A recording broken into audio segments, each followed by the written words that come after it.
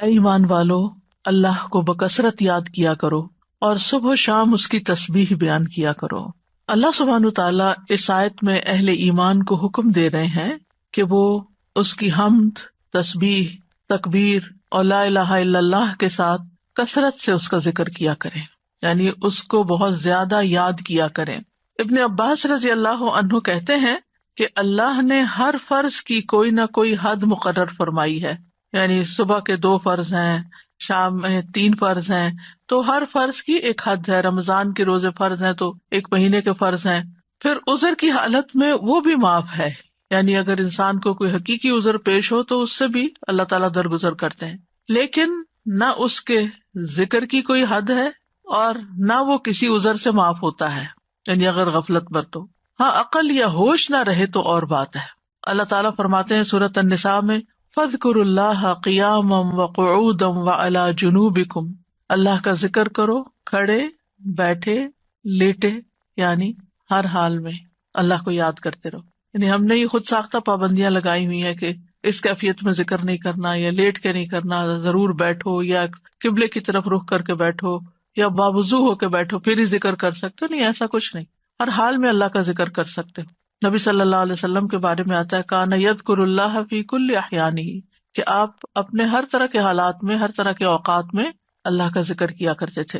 اور یہاں پر کیا فرمایا وسبحوہ بکرۃ واصیلا، صبح اور شام یعنی دن کے پہلے پہر اور دن کے پچھلے پہر اللہ کی تسبیح کرو، کیونکہ جب انسان ایسا کرتا ہے تو اللہ تعالیٰ کی رحمتیں آتی ہیں۔ فرشتے بھی اہل ایمان کے لیے دعائیں کرتے ہیں، هو الذی یصلی علیکم وملائکتہ، وہی ہے جو تم پر صلوات بھیجتا ہے اور اس کے فرشتے بھی۔ تو یہاں اہل ایمان کو خطاب ہے، یا ایھا الذین آمنوا، اے لوگو جو ایمان لائے ہو۔ ابن مسعود کہتے ہیں کہ جب اس آیت کے ساتھ پکارا جائے تو اپنے کانوں کو اس حکم کی طرف لگا دیں، توجہ کریں کہ اللہ تعالیٰ کیا کہنا چاہتے ہیں، اس کو غور سے سنیں۔ یا تو کوئی خیر کا کام ہوگا جس کا اللہ تعالیٰ حکم دے رہا ہوگا، یا کوئی شر ہوگا جس سے اللہ تعالیٰ تمہیں روک رہا ہوگا، اس سے منع کر رہا ہوگا۔ تو یہاں پر یا ایھا الذین آمنوا کہہ کے کیا کہا گیا، اذکروا اللہ ذکرا کثیرا، صرف ذکر نہیں بلکہ ذکرا کثیرا، بہت کثرت سے اللہ کو یاد کیا کرو، کثرت سے اللہ کا ذکر کیا کرو، یعنی ہر طرح کے حالات میں اللہ ہی کو یاد کیا کرو، اور خاص طور پر تسبیح، تحلیل، تحمید، تکبیر۔ مجاہد کہتے ہیں یہ وہ کلمات ہیں جنہیں پاک، ناپاک، بے وضو اور جنبی بھی کہہ سکتا ہے، یعنی اگر کوئی حالت جنابت میں ہے تو بھی سبحان اللہ کہنے میں اس کو کوئی حرج نہیں، الحمدللہ وہ بھی کہہ سکتا ہے۔ جیسے اگر کسی کو نہانے کی ضرورت ہے اور اس کو تھوڑا ٹائم ہے نہانے میں کسی بھی وجہ سے، تو اس دوران اگر وہ پانی پینے لگا ہے تو بسم اللہ کہہ سکتا ہے، پانی پی چکا ہے تو الحمدللہ کہہ سکتا ہے، اسی طرح استغفر اللہ کہہ سکتا ہے۔ تو یہ کلمات ہر حال میں کہے جا سکتے ہیں۔ پھر دل کے اخلاص کے ساتھ ذکر کرنا چاہیے، یعنی ذکر کثیر کا معنی کیا گیا وہ ذکر جو اخلاص کے ساتھ کیا جائے، یعنی صرف کوانٹٹی میں ہی زیادہ نہ ہو بلکہ اس کی کوالٹی اچھی ہو۔ کوالٹی اچھی ہونے کا مطلب کیا ہے، دل سے کیا گیا۔ کثیر کا اپوزٹ قلیل ہوتا ہے، تو قلیل ذکر کون سا ہے، جو منافقین کرتے ہیں، ولا یذکرون اللہ الا قلیلا، کہ وہ اللہ کو بہت تھوڑا یاد کرتے ہیں، یعنی زبان سے اوپر اوپر سے کر دیتے ہیں لیکن دل سے نہیں کرتے۔ اور یاد تو ہوتی بھی دل میں ہے، یاد کسی کی بھی دل میں ہوتی ہے تو زبان پہ آتی ہے۔ اور دوسرے لفظوں میں کثیر کے مقابلے میں قلیل ذکر کیا ہے کہ انسان بس صرف صبح شام کے اذکار کرے، نمازوں کے بعد ذکر اذکار کرے، اور مختلف حالات میں جیسے کھانا کھایا یا مخصوص اذکار جو ہیں صرف ان کی پابندی کرے۔ لیکن ذکر کثیر اس کے برعکس کیا ہے کہ انسان ان خاص مواقع کے علاوہ بھی ہر حال میں اللہ کو یاد کرتا رہے، اللہ کی یاد اس کے دل میں تازہ رہے۔ اور یہ ایک ایسا عمل ہے، یعنی ایک ایسی عبادت ہے کہ اس پر عمل کرنے والا آرام کی حالت میں بھی، لیٹے ہوئے بھی، بیٹھے ہوئے بھی، چلتے پھرتے اللہ تعالیٰ کو یاد کر سکتا ہے۔ یعنی باقی کام کرنے کے لیے جیسے نماز ہے یا قرآن ہے تو اس کے لیے پھر آپ کو ایک ایفرٹ کرنی پڑتی ہے۔ خالی سبحان اللہ، الحمدللہ، اللہ اکبر پڑھنے میں تو آپ کو کوئی ایفرٹ بھی نہیں کرنی، صرف زبان ہلانی ہوتی ہے۔ اور انسان اگر اس چیز کا عادی ہو جائے اللہ کے ذکر کا تو پھر اس کی زبان بری باتوں سے بھی پاک رہتی ہے اور اس کی زبان سے اچھے الفاظ ہی نکلتے ہیں۔ اور یہ جو ہم نے اپنے اوپر ایک ڈسپلن کے لیے پابندی لگائی تھی کہ کم از کم 100 دفعہ استغفار دن میں کرنی ہے، کم از کم 100 دفعہ سبحان اللہ پڑھنا، ٹھیک ہے، لیکن اس کا یہ مطلب نہیں کہ 100 دفعہ گنتی پوری ہوگی تو اب اس کے بعد کوئی پابندی لگ گئی یا آگے بس دروازہ بند ہے اور اس سے آگے نہیں جا سکتے.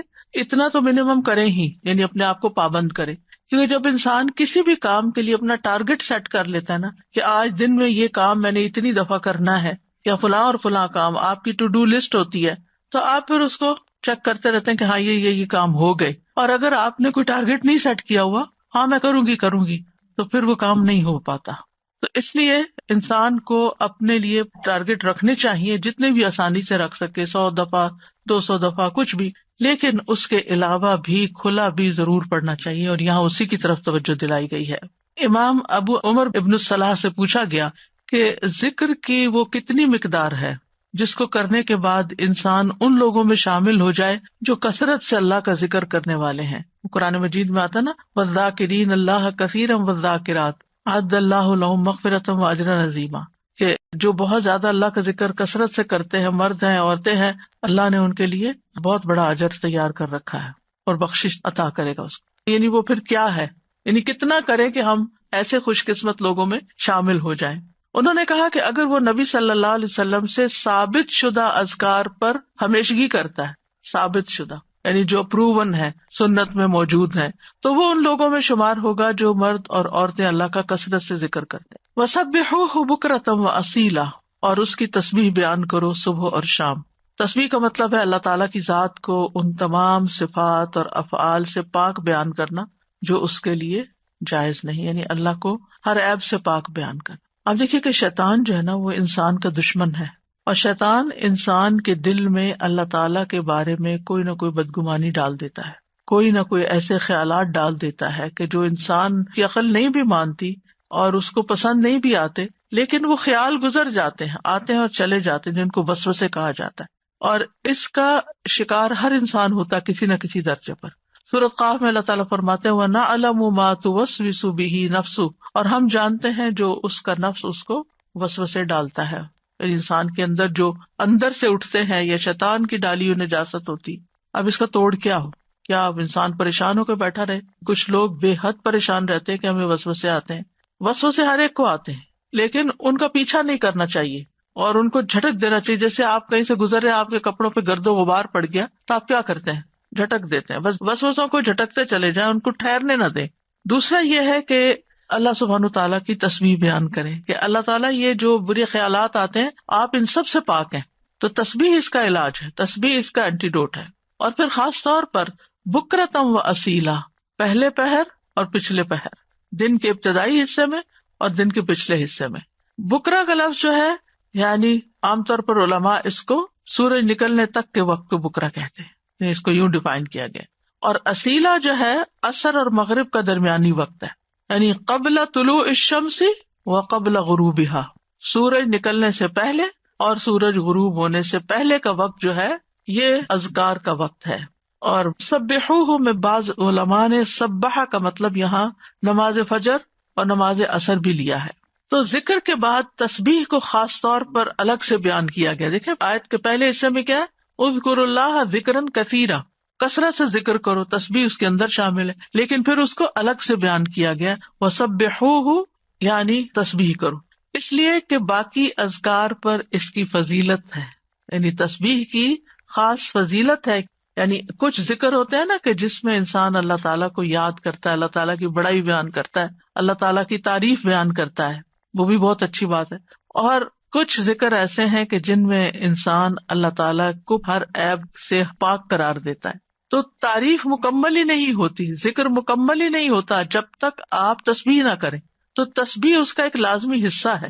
اور پھر خاص طور پر اس لیے بھی کہ جیسے یعنی صبح شام وقت بھی بتا دیا گیا کہ تسبیح کا زیادہ اچھا وقت جو ہے یا مناسب وقت صبح اور شام ہے، کیونکہ یہ اوقات اپنے اندر ایک خاص فضیلت رکھتے ہیں. صبح کا وقت یہ برکت کا وقت ہے، اور والعصر، عصر کے وقت یہ اللہ نے قسم کھائی ہے. ادھر فجر کی والفجر ولیال عشر، اور ادھر عصر کی والعصر ان الانسان لفی خسر. وہاں پر انسان کو ایک دن مل رہا ہوتا ہے اور عصر کے وقت دن ہاتھ سے جا رہا ہوتا ہے، انسان خسارے میں پڑ رہا ہوتا ہے، لوز کر رہا ہوتا ہے، ایک چیز ہاتھ سے چھٹ رہی ہوتی ہے. تو جس وقت کوئی نعمت مل رہی ہے اس وقت بھی اللہ کو یاد کرو، اور جس وقت کوئی نعمت جا رہی ہے اس وقت بھی خاص طور پر اللہ کو یاد کرو. ان اوقات میں اگر انسان اللہ تعالیٰ کو یاد کرتا ہے تو پھر ڈپریشن کا شکار نہیں ہوتا. یہ ذکر اس کے دل کو اسٹرینتھن کرتا ہے، اس کو قوت عطا کرتا ہے. اور یہ دو اوقات جو ہوتے ہیں ان میں ذکر تھوڑا سا مشکل بھی ہوتا ہے، کیونکہ آپ دیکھیں کہ فجر کی نماز پڑھنے کے بعد جو نیند کا آپ کے اوپر، خاص طور پہ راتیں آج کل بہت چھوٹی ہیں، تو اس وقت اپنے آپ کو روک کر رکھنا اور بٹھا کر، خاص طور پر اگر آپ کو اشراق پڑھنے کی عادت ہے تو وہ سارا وقت یعنی آپ اسٹرگل کر رہے ہوتے ہیں کہ سوتے جاگتے گزار رہے ہوتے ہیں کہ آپ سوئے نہیں اس وقت، کیونکہ بہت زیادہ برکت کا وقت ہے.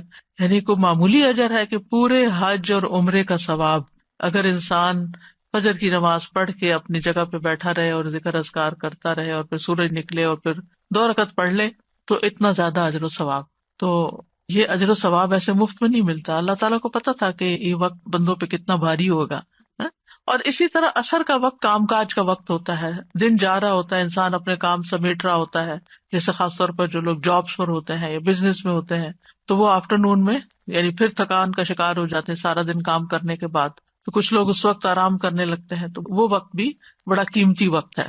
لیکن یاد رکھیے کہ ان افضل اوقات کے علاوہ سارا دن بھی اور کسی بھی وقت ذکر کرنا باعث فضیلت ہے. اور اللہ تعالیٰ نے تو ہمیں پیدا ہی اپنی عبادت کے لیے کیا ہے، تو عبادت کی کچھ خاص شکلیں ہیں اور کچھ خاص طریقے ہیں اور کچھ عمومی چیزیں ہیں جو انسان کا ہر وقت عبادت میں شامل کر سکتی ہیں. وما خلقت الجن والانس الا لیعبدون.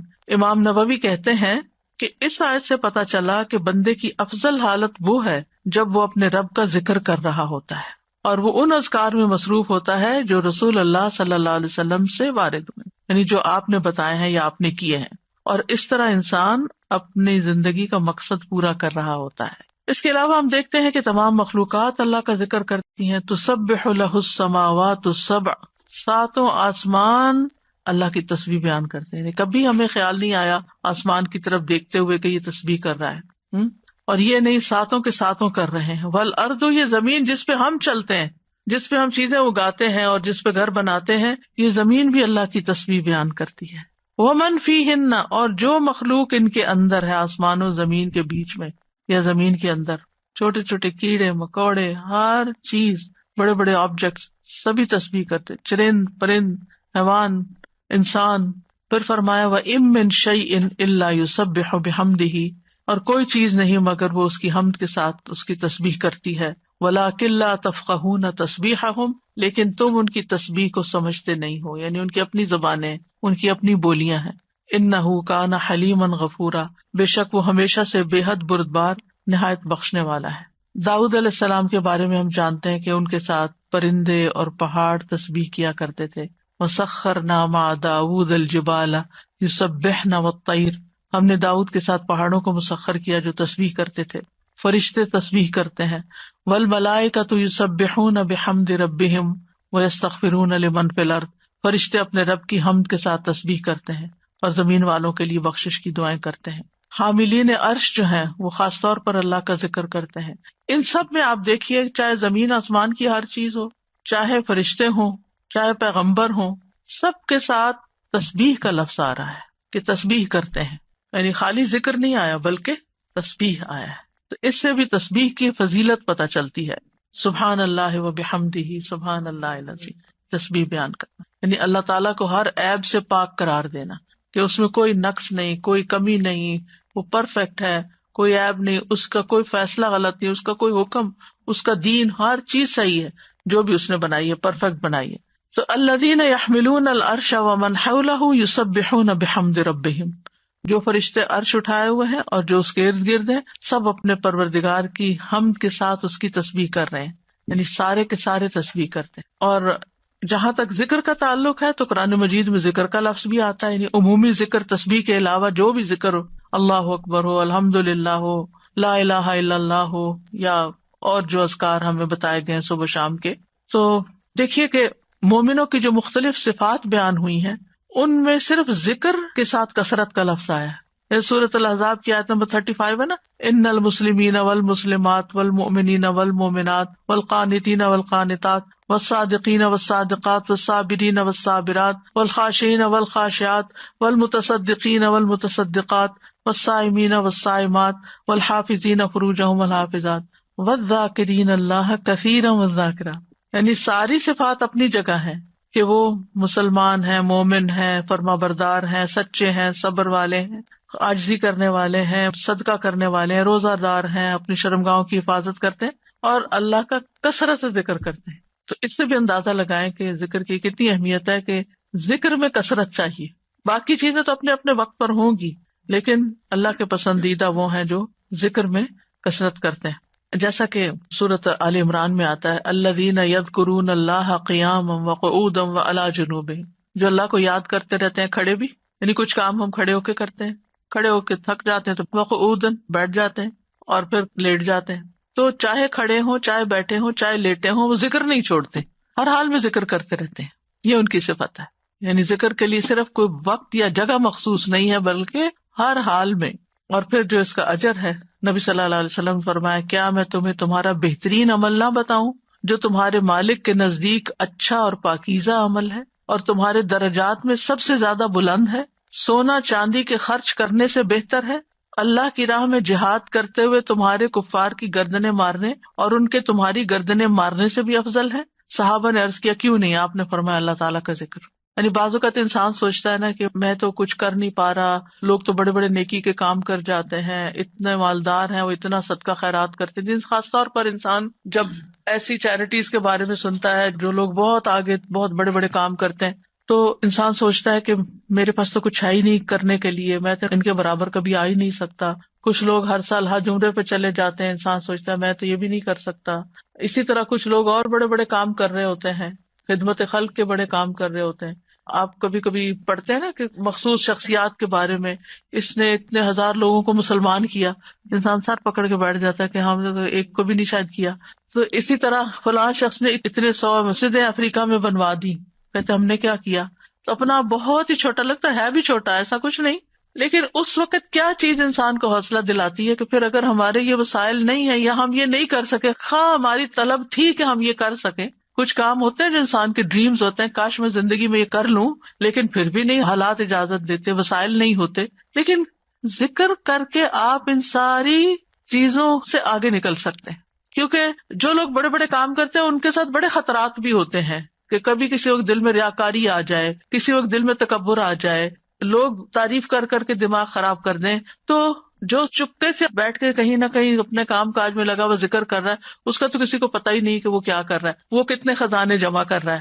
تو اس لیے جو چیز ہمارے ہاتھ میں ہے ہم اس کو تو گریب کریں، اس اپرچونٹی کو تو نہ جانے دیں، اس وقت کو تو نہ ضائع کریں، اس میں تو ہمارا کچھ بھی خرچ نہیں ہوتا.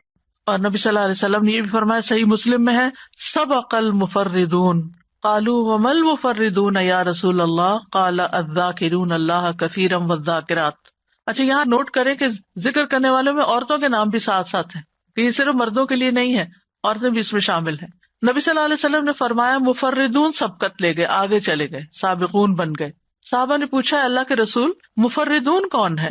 آپ نے فرمایا اللہ کا بہت زیادہ ذکر کرنے والے مرد اور عورتیں، یہ مفردون ہیں جو اللہ کے قریب ہو گئے. تو ذکر ایک ایسی چیز ہے کہ جو انسان کو اللہ کا قرب عطا کرتا ہے، اور بھی بے شمار فائدے ہیں.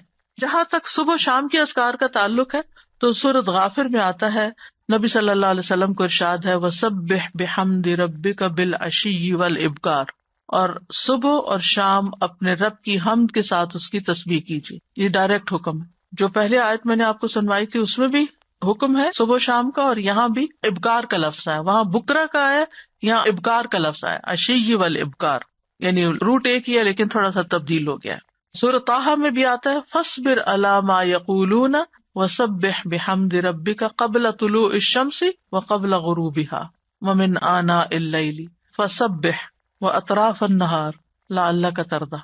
سو ان باتوں پہ صبر کیجیے جو وہ کہہ رہے ہیں، اور سورج طلوع ہونے سے پہلے اور اس کے غروب ہونے سے پہلے اپنے رب کی حمد کے ساتھ تسبیح کیجیے. تو تسبیح کا خاص وقت جو ہے، ویسے تو سارا دن کر سکتے ہیں، خاص اوقات یہ بتائے جا رہے ہیں جو قرآن میں خود بتا دیے گئے. اور رات کے کچھ اوقات میں بھی بس اس کی تسبیح کیجیے. رات کے کچھ اوقات میں جیسے حضرت فاطمہ رضی اللہ تعالیٰ عنہا کو نبی صلی اللہ علیہ وسلم نے تھکاوٹ کا علاج کیا بتایا تھا؟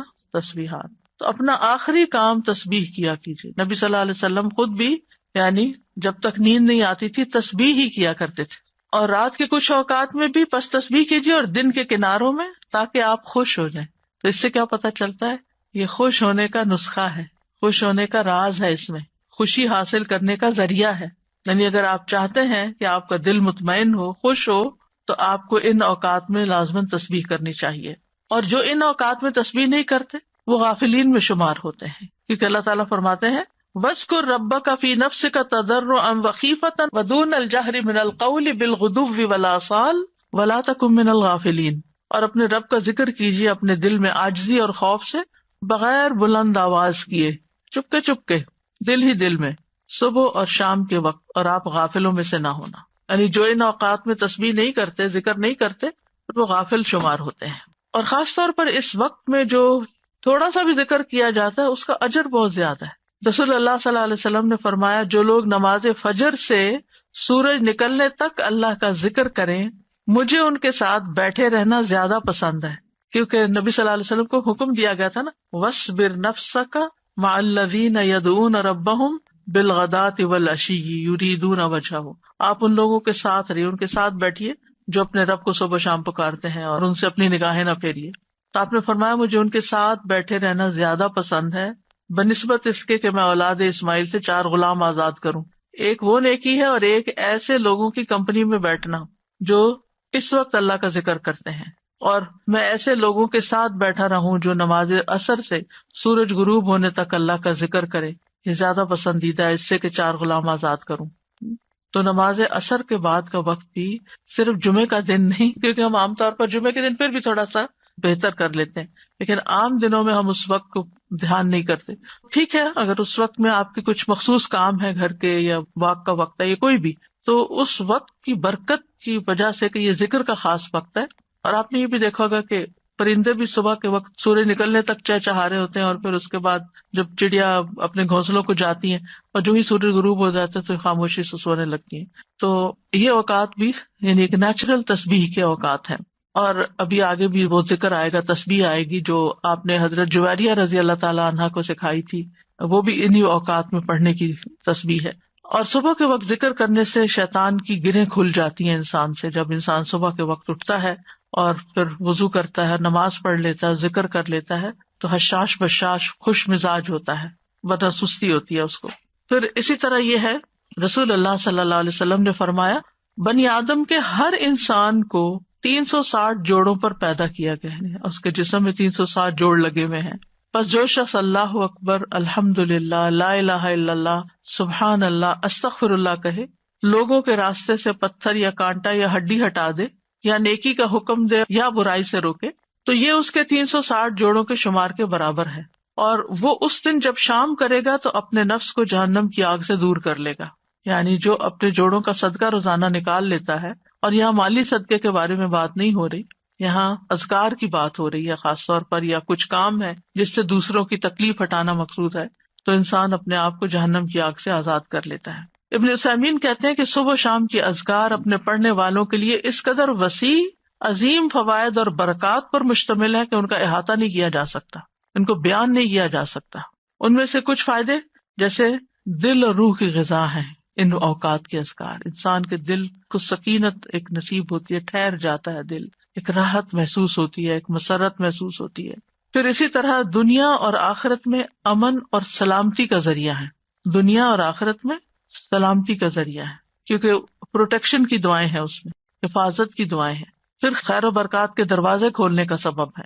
پھر چوتھی چیز ہے اجر و ثواب کے حصول کا ذریعہ ہے، یعنی بہت زیادہ اجر و ثواب ہے ان اوقات میں اذکار کا. پھر پانچویں چیز ہے شر کے واقع ہونے سے پہلے، یعنی کسی تکلیف کے آنے سے پہلے اور واقع ہونے کے بعد اسے ہٹانے کا ذریعہ ہے. ویسے بھی نبی صلی اللہ علیہ وسلم نے فرمایا نا، دعا اس مصیبت میں بھی فائدہ دیتی ہے جو واقع ہو چکی ہے، اور اس میں بھی فائدہ دیتی ہے جو ابھی واقع نہیں ہوئی، جو ابھی مصیبت نہیں آئی. اے اللہ کے بندو دعا کو لازم کر لو.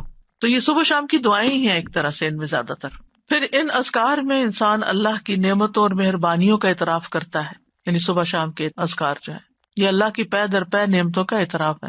جیسے سید الاستغفار میں کہتا ہے نا، ابو لک بنعمتک علیہ، اللہ جو تیری نعمتیں مجھ پر ہیں میں ان کا اقرار کرتا ہوں، اکنالج کرتا ہوں.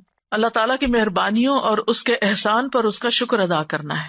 پھر ساتویں چیز یہ ہے کہ رب کے سامنے فقر اور عاجزی کا اظہار ہے کہ میں تجھ سے بے نیاز نہیں ہوں، تیری ہی پروٹیکشن چاہتا ہوں، تیری طرف رجوع کرتا ہوں. پھر آٹھویں چیز یہ کہ یہ بندے کی اصلاح کے اسباب میں سے ہے، اور خاص طور پر دل کی اصلاح.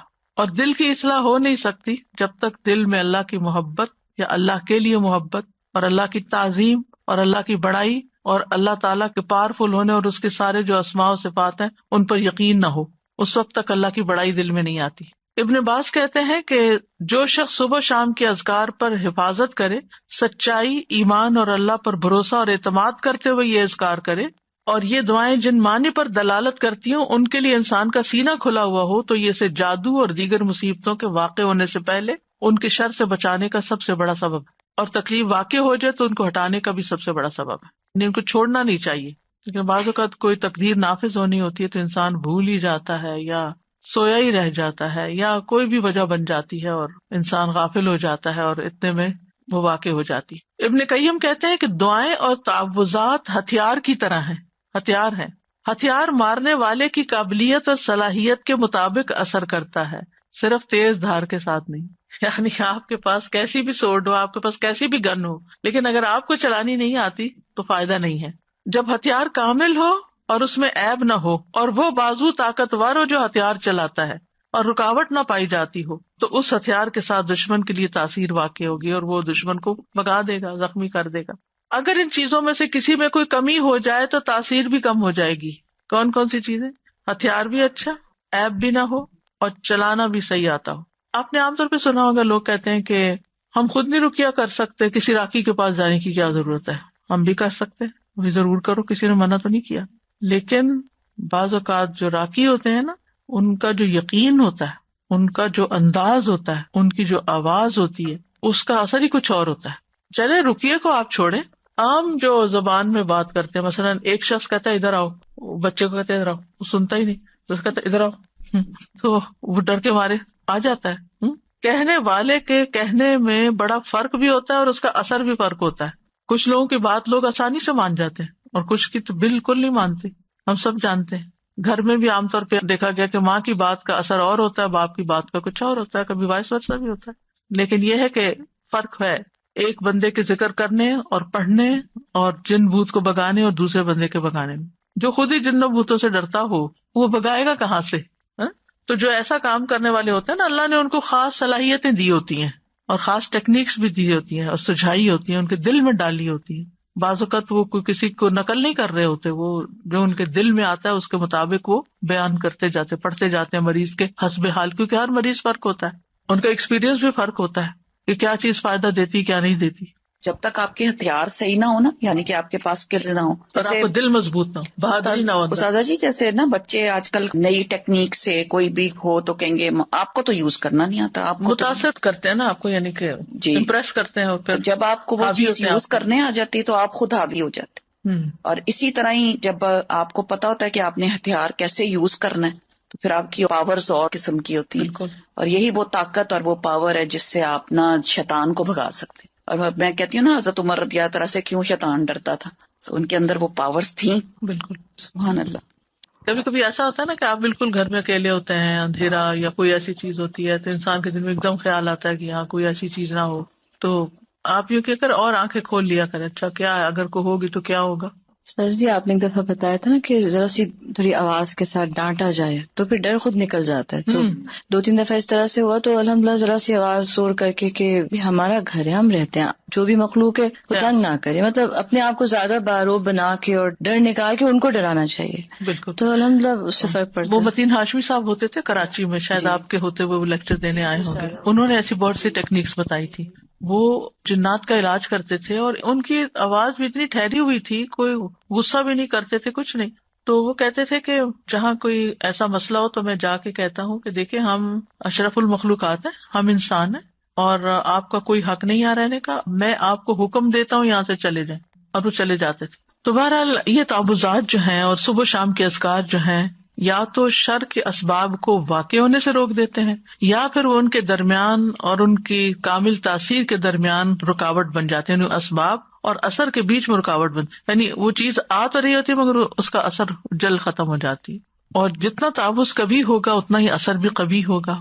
دعا جو ہے وہ تقدیر بدل دیتی ہے. ابن عثیمین کہتے ہیں دعا تقدیر کو ٹال دیتی ہے. صبح شام کے اذکار دعاؤں اور تعوذات کا ایک مجموعہ ہے، اور دعا تقدیر کو ٹالتی ہے اور اللہ کبھی تقدیر کا فیصلہ صادر کرتا ہے اور اس کے لیے ایک سبب مقرر کرتا ہے، یعنی تقدیر نافذ ہونے کے لیے کوئی وجہ، ذریعہ، جو اس تقدیر کے آگے رکاوٹ بن جاتی ہے. ٹھیک ہے، تو دعا بھی انہیں اسباب میں سے ایک سبب، یعنی تقدیر بھی اللہ نے بنائی، وہ اتر رہی ہے تقدیر، اور اس کو ہٹانے کا سبب بھی اللہ نے بنایا، اور وہ اسباب میں سے ایک سبب کیا ہے؟ یہ دعائیں، یعنی وہ آتی ہے اور دعائیں اس کو پیچھے دھکیل دیتی ہیں. اللہ نے یعنی صرف تقدیر نہیں بنائی، اللہ نے اس کو ٹالنے کا ذریعہ بھی بنایا ہے، اسباب بھی بنائے، اور دعا ان میں سے ایک سبب ہے. سمپل سے امام نووی کہتے ہیں دعا مصیبت کو ہٹانے اور رحمت کو پانے کا ایک سبب ہے، یعنی ایک ہتھیار ہے. پہلے بات ہوئی نا کہ ہتھیار ہے دعا، جیسے ڈھال ہتھیار کے حملے کو روکنے کا سبب ہے، جیسے ڈھال تلوار کے حملے کو روکنے کا سبب ہے، اور پانی زمین سے نباتات اگانے کا سبب ہے. بارش ہوتی ہے تو زمین ہری بھری ہو جاتی ہے، تو یہ سبب ہے نا. زمین کے اندر پوٹینشیل تھا، لیکن جب تک پانی نہیں آیا تو وہ دبی رہی، جب جو پانی آیا تو اس نے اپنا اندر کا سب باہر نکال دیا. ابن قیم کہتے ہیں ایک دفعہ شیخ الاسلام ابن تیمیہ کے پاس میں موجود تھا، انہوں نے صبح کی نماز پڑھی، پھر وہ بیٹھ کر اللہ کی عبادت کرتے رہے اور ذکر کرتے رہے. تقریباً آدھا دن گزر گیا. میری طرف دیکھا اور کہا یہ میرا ناشتہ ہے، اگر میں یہ غذا نہ کھاؤں تو میری قوت ساکت ہو جائے، کچھ کر نہ سکوں. آپ کو پتا 35 جلدوں میں انہوں نے لکھا ہے فتاوا، ان کے فتاوا کو اکٹھا کیا گیا، پوری شیلف بھر جاتی ہے، بلکہ اس سے بھی بچ جاتی ہے، کتابیں دوسری شیلف میں رکھنی پڑتی. تو ہم سوچئے کہ اتنے بڑے بڑے کام لوگ کس طرح کر جاتے تھے اللہ کی مدد کے ساتھ، اور اللہ کی مدد اللہ کے ذکر کے ساتھ آتی ہے. اور خاص طور پر فجر کے بعد سونے کو جو ناپسند کرنا، کیونکہ وہ برکت کا وقت ہوتا تھا. ابن قیم کہتے ہیں سلف صالحین کے نزدیک یہ بات ناپسندیدہ اور مکروہ تھی کہ صبح کی نماز سے لے کر سورج کے طلوع ہونے تک انسان سوئے. یہ غنیمت کا وقت ہے. سورج نکل آئے پھر اپنا کام کاج کر کے اگر آپ دوبارہ ریسٹ کرنا چاہیں، کیونکہ راتیں چھوٹی ہیں، تو پھر اور بات ہے. یہ وقت رزق کے نازل ہونے کا اور رزق بانٹنے کا وقت ہے، اس میں برکت نازل ہوتی ہے. اب اس کے بعد ہے صبح شام کے اذکار کے آداب جو ہے وہ کیا ہے. سب سے پہلی بات یہ کہ زبان اور حضور قلب کے ساتھ، دل اور زبان کی حاضری کے ساتھ ذکر کیا جائے. جب یہ دونوں چیزیں متحد ہو جاتی ہیں اور اذکار کرنے والا سچائی، یقین اور اللہ کے ساتھ اچھا گمان کرتے ہوئے ان کے معنی میں غور و فکر کرتے ہوئے پڑھتا ہے تو یہ پڑھنے والے کو فائدہ دیتی ہیں، اس پڑھنے والے کی حفاظت ہوتی ہے، اس سے مصیبتیں دور ہوتی ہیں. ابن قیم کہتے ہیں تمام اذکار سے افضل اور زیادہ مفید وہ ذکر ہے جس میں زبان اور دل ساتھ ہوں، جو بول رہے ہیں وہ آپ کا دل سمجھ بھی رہا ہے اور اس کے موافق ہوں، اور وہ نبوی اذکار سے ہوں، یعنی سنت سے ثابت ہوں، اور ذکر کرنے والا معنی اور مقصد سمجھتا ہو. پھر اسی طرح ان اذکار کا وقت جو ہے طلوع فجر سے پہلے شروع ہو جاتا ہے اور طلوع شمس سے پہلے تک رہتا ہے، یعنی جو ہی اذان ہوتی ہے نا فجر کی، اس وقت سے شروع ہو جاتا ہے سورج نکلنے تک. اور شام کے اذکار کا وقت عصر کے بعد سے لے کر رات کے اول حصے تک ہوتا ہے، مغرب کے وقت تک. اگر کسی سے یہ اوقات رہ جائیں، ان سے محروم ہو جائے، بھول گیا یا کوئی رکاوٹ بن گئی تو کوئی حرج نہیں. صبح کے اذکار چاش کا وقت ختم ہونے تک پڑھ لے اور شام کے اذکار رات کے 1/3 حصے تک پڑھ لے، لیکن یہ رخصت ہے، اصل وقت ان کا سورج نکلنے سے پہلے اور غروب ہونے سے پہلے کا. یہ ابن باز کہتے ہیں سنت یہ ہے کہ صبح اور شام کے اذکار اور دعاؤں کو ان کے وقت میں ادا کرنے کی حفاظت کی جائے. جب ان کا وقت ختم ہو جاتا ہے تو وہ ثواب بھی ان کے وقت کے ساتھ ختم ہو جاتا ہے جو اس وقت سے متعلق تھا. اب صبح شام کے اذکار میں سب سے پہلا ذکر آیت الکرسی کا ہے. آیت الکرسی کیا ہے؟ اللہ لا الہ الا هو الحی القیوم آخر تک. صبح شام آیت الکرسی پڑھنے سے حفاظت ملتی ہے، یعنی حدیث سے بھی ثابت ہے، خاص طور پر جنات کے اثر سے بچاؤ ہوتا ہے. آیت الکرسی میں آپ دیکھیں اللہ سبحانہ تعالیٰ کا تعارف ہے، اس کے اسماء و صفات ہیں. قرآن کریم کی کوئی اور آیت ایسی نہیں جس میں اللہ تعالیٰ کے اتنے نام اور صفات بیان ہوئی ہوں. اس میں اللہ کا ذاتی نام اللہ بھی آیا اور تقریباً 27 صفات اور افعال وغیرہ آئے ہیں. سب سے پہلے اللہ تعالیٰ کی الوہیت کا ذکر ہے، اللہ لا الہ الا ہو، کہ وہ الوہیت میں اکیلا ہے. پھر الحی القیوم، اور یہ دونوں نام ان کو اسماء اعظم بھی کہا گیا ہے. حی زندہ ہے، یعنی اس کو کبھی موت نہیں آئی، کمال صفات میں سے، اور قیوم قائم رکھنے والا کمال افعال میں سے. بعض لوگ یہ سوال کرتے ہیں نا کہ اللہ تعالیٰ کو کس نے پیدا کیا ہے، تو اللہ سبحانہ تعالیٰ کی کوئی بگننگ نہیں ہے جیسے ہماری بگننگ ہے اور ہمارے کینڈ ہے، نہیں، اللہ کی ایسے نہیں. اس میں آپ دیکھیے کہ ٹائم کا کریٹر اللہ ہے، تو جب ٹائم ہی نہیں تھا تب بھی اللہ ہے. یہ مہینے اور سال کس نے بنائے، اور ان کی نشاندہی کس سے ہوتی؟ سورج سے. ایک وقت تھا کہ سورج نہیں تھا، دن اور رات نہیں تھے، مہینے اور سال نہیں تھے، اللہ تعالیٰ اس وقت بھی موجود تھا. هو الاول، وہی اول ہے، والآخر والظاہر والباطن. اس لیے اللہ سبحانہ وتعالیٰ کو پہچاننا ضروری ہے، اس کو جاننا ضروری ہے، اور اس پہچان اور جان کے ساتھ اگر آپ پھر ذکر کرتے ہیں تو اس کا اثر ہی کچھ اور ہوتا ہے. آیت الکرسی بہت پاورفل آیت ہے. اس کے پاور کی وجہ کیا ہے؟ اس میں اللہ تعالیٰ کے نام اور صفات بیان ہوئے. لا تأخذہ سنۃ ولا نوم، نہ اس کو نیند آتی ہے نہ اونگ آتی ہے، ہلکی نیند بھی نہیں آتی، گہری نیند آتی ہی نہیں ہے. پھر ہر چیز کا مالک ہے، لہو ما فی السماوات و ما فی الارض، ہر چیز اسی کی ہے، ہر چیز اسی کے کنٹرول میں ہے. من ذا الذی یشفع عندہ الا باذنہ، کوئی اس کے ہاں سفارش بھی نہیں کر سکتا، اس کی جرات بھی نہیں کر سکتا مگر جس کو وہ خود اجازت دے. یعنی پورا کنٹرول، اقتدار سب اسی کا ہے. یعلم ما بین ایدیہم وما خلفہم، اس میں اللہ تعالیٰ کے وسیع علم کی خبر دی گئی ہے کہ اللہ تعالیٰ بندوں کا ماضی مستقبل ہر چیز جانتا ہے. بندے اپنے بارے میں سب کچھ نہیں جانتے، اور جو جانتے ہیں وہ بھی ان کو یاد نہیں ہوتا. پچھلے دنوں کسی نے ایک نوٹ بھیجا، اس میں لکھا کہ جب آپ یونیورسٹی میں پڑھاتی تھی تو اس وقت الہدیٰ نہیں بنا تھا، تو میں ایک دن آپ کی کلاس اٹینڈ کرنے کے لیے گئی، تو آپ نے سنن نبی داؤد میں سے فلاں چیپٹر پڑھایا اور آپ سے اسٹوڈنٹ نے یہ سوال کیا اور آپ پیپر دے کے ان کے اوپر ڈسکس کریں. میرے کسی حافظے میں ہے ہی نہیں کچھ، مجھے بالکل یاد نہیں کہ ایک اسٹوڈنٹ نے آپ سے یہ سوال کیا تھا اور آپ نے اس کا یہ جواب دیا تھا، کچھ بھی یاد نہیں. ہمارا اپنے بارے میں یہ حال ہے کہ ہم اپنے آپ کو نہیں جانتے. ہم جو کچھ کر چکے ہیں ہم نہیں جانتے کہ ہم نے زندگی میں کیا کچھ کیا، تو ہم کسی اور کے بارے میں تو کیا جانیں. لیکن اللہ سب کچھ جانتا ہے. یعلم ما بین ایدیہم، جو فیوچر میں ان کے آگے آ رہا ہے، وما خلفہم، جو پیچھے گزر چکا ہے، سب پتا ہے اس کو. یہ اس کے وسیع علم کی ایک جھلک ہے. باقی ہر چیز کے بارے میں جو کچھ وہ جانتا ہے، وہ تو کوئی ایک پتا نہیں گرتا مگر وہ اس کو جانتا ہے. خشکی میں، سمندر میں، آسمانوں میں، زمین میں، کسی پتھر کے اندر ایک دانہ بھی چھپا ہوا تو مثقال ذرۃ فی السماء والارض ولا یحیطون بشیء من علمہ الا بما شاء، اور جو اس کا علم ہے اس میں سے کوئی اس کے علم کا احاطہ ہی نہیں کر سکتا مگر جتنا وہ چاہتا ہے. یعنی اس کے علم کا بہت تھوڑا حصہ انسانوں کو ملا. جیسے خضر اور موسیٰ علیہ السلام کے واقعے میں آتا ہے نا کہ وہ جب کشتی میں بیٹھے تو ایک چڑیا نے پانی کی چونچ میں لیا تھا کہ بندوں کا علم اللہ کے علم کے مقابلے میں ایسا ہی ہے جیسے چڑیا کی چونچ میں پانی اس سمندر کے مقابلے. تو ساری مخلوق کا علم اتنا سا ہے، بس اس پر تو پھر ہم بھروسہ کرتے ہیں، اس علم کے اوپر ہم فخر کرتے ہیں، اور جو اللہ کا علم ہے اس کی طرف کبھی توجہ ہی نہیں کی.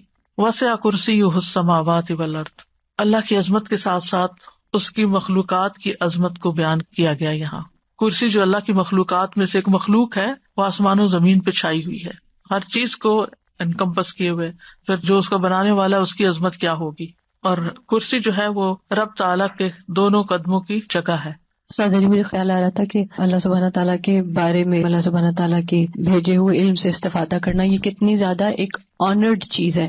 تو ہم خود بھی اس آنر کو آنر نہیں کرتے، کیونکہ آپ دیکھیں کہ کوئی سمر سے یا کوئی پچھلے سال